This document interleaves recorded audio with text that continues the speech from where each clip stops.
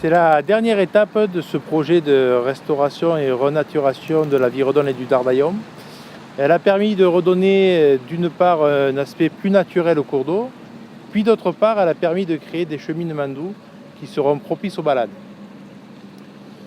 Avant la phase de revégétalisation, une étape importante pour pérenniser ces aménagements a été la stabilisation des berges. Donc plusieurs techniques végétales ont été nécessaires pour permettre vraiment une bonne stabilité des talus et permettre à la végétation de se développer par la suite.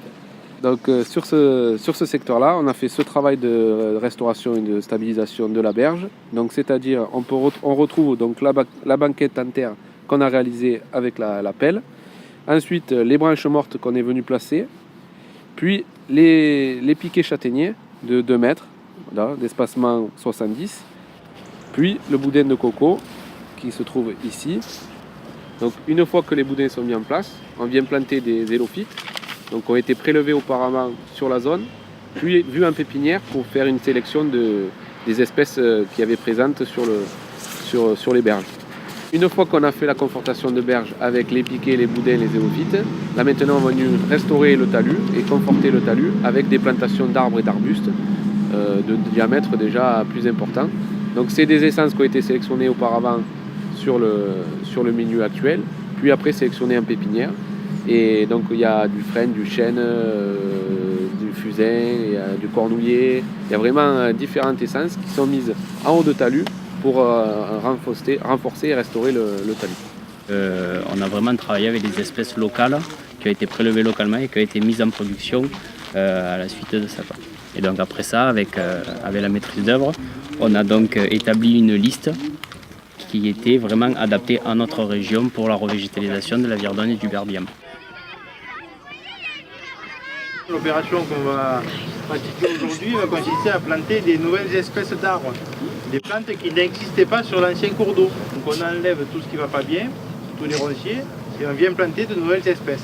Je vais vous montrer sur un petit arbuste comment on va procéder et on ira planter chacun 1, 2 ou 3 arbres. C'est bon pour vous? Alors, donc vous allez bien le disposer en forme, d'accord? Et toute la terre qu'il y a sur le côté, vous allez ensuite la rabattre avec vos mains et appuyer pour bien tasser, d'accord? Pour faire disparaître les poches, pour éviter les poches d'air qui se retrouveront en fond du trou. Mais est-ce qu'on pourra les emmener à notre maison? Ah ben non, ils sont faits pour être plantés là. Après, tu pourras venir voir leur croissance durant des années. Et après, on va continuer un peu plus haut, la mairie, à faire un chemin pour que du village, vous puissiez venir plus directement. Ce qu'on est en train de faire aussi au parcours de santé, où il y a une passerelle qui va être placée sur la Viredonne pour pouvoir avoir accès à l'autre partie de la Viredonne. Bon, ça y est, les travaux de restauration sont quasiment terminés, hein, on arrive au bout. Le dernier point, c'était les cheminements doux, donc qui accompagnent tous ces aménagements. Il n'y a plus qu'à la population à s'approprier ce milieu. On a fait 3 techniques différentes sur ces bords de cours d'eau. Ici, là où on sillonne, on est sur du stabilisé renforcé, donc un cheminement plus adapté à un milieu urbain. En face, on a gardé un peu un aspect naturel, c'est une terre-pierre enherbée, donc un petit mélange de cailloux avec un ensemencement derrière qui permettra quand même d'avoir une structure assez costaud et pour les vélos, les VTT, voilà, exactement. Et le troisième type, c'est dans les secteurs vraiment un peu annexes où on va vraiment laisser la végétation reprendre naturellement le dessus. Oui, ici on a créé pratiquement 8 km de sentiers le long des cours d'eau pour une promenade qui est très très appréciée pour le moment par la population, puisqu'on voit que finalement il n'y avait plus trop personne qui passait, c'était pratiquement, je ne dirais pas infranchissable, mais presque par endroit, et maintenant c'est vrai que la population s'est rappropriée un peu le cours d'eau, qui c'était un peu le but recherché. On a mis en place environ, comme l'a dit monsieur le maire, 7-8 km de cheminement doux, 3 passerelles, une à Saint-Just, 2 à Valergue, donc qui vont permettre vraiment à la population de se réapproprier ce milieu qui était souvent et parfois oublié.